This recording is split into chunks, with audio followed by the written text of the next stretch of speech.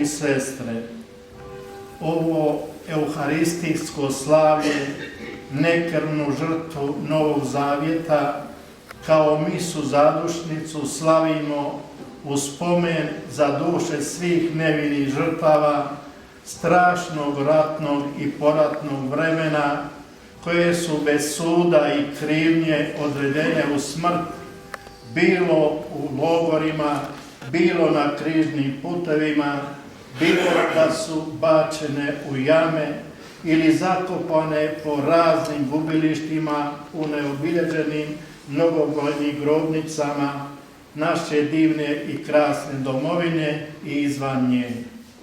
Odmah moramo kazati tko je nevina žrtva.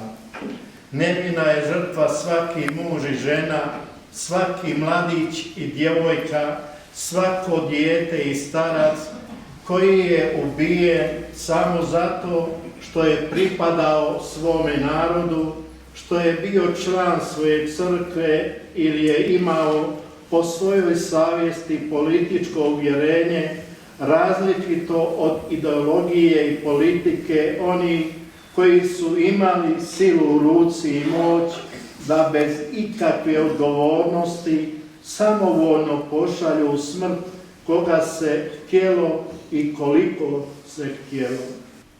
I onda se možemo pitati, vrijedi li to, ne bojte se, i za one ljude koji su nedužni stradali? Ili je to samo naša utjeha danas? Mi ovdje vjerujemo u Krista koji je umro, ali i uskrsnuo. I vjerujemo da se kroz tu svoju patnju Krist uprisutnio u svim ljudskim nevoljama, u svim onim zlima koje čovjek proživljava u ovome svijetu. A krajnje zlo je smrt i osobito smrt ljudi koji su nedužni, smrt i djece i starih i svih nemoćnih.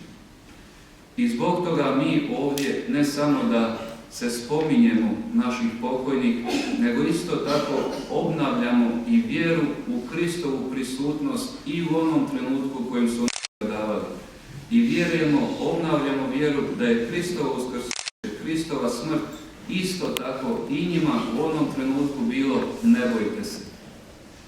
I zbog toga ovo nije samo sjećanje na nekakva prošla vremena, nego isto tako i danas obnavljanje nama naše vjere. Da Kristovo božanstvo, Kristov život kojega slavimo, kojega upravo ovim danima intenzivno proživljavamo, ima itekako i vrijedi i za one trenutke koji su se dogodili prije 50 i više godina. I to je onda nešto sasvim drugo. Onda to nije nekako sjećanje, neutješno sjećanje koje nema nikakve koristi, osim eto tako nekako se spominje. Ne, to je danas pitanje isto tako naše vjere. I ono, ne bojte se, vrijedi i nama, kao što je vrijedilo i učenicima Isusovim odmah nakon uskrsnuća i vrijedi onima koji su ubijeni. I dakle, spominjući se ovdje pokojnika, spominjući se njih prvenstveno u svjetlu Kristova uskrsnuća, spominjemo se prije svega naše vjere, obnavljamo vjeru da je Krist Bog i jučer i danas i sutra. Ali isto tako spominjemo se i te istine i koju smo pozvani obnavljati u svojim sjećanjima i u svojim djelovanjima. Pa neka nas Gospodin stalno vodi na svom putu, a mi u svoje svakodnevne molitve, dok molimo za one koji su nam dragi i bliski, isto tako nemojmo zaboraviti moliti za domovinu. Ono vrijeme kad je bilo najteže, barem što se tiče ove suvremene hrvatske povijesti i oslobađanja od Jugoslavije, molitva je bila jako prisutna.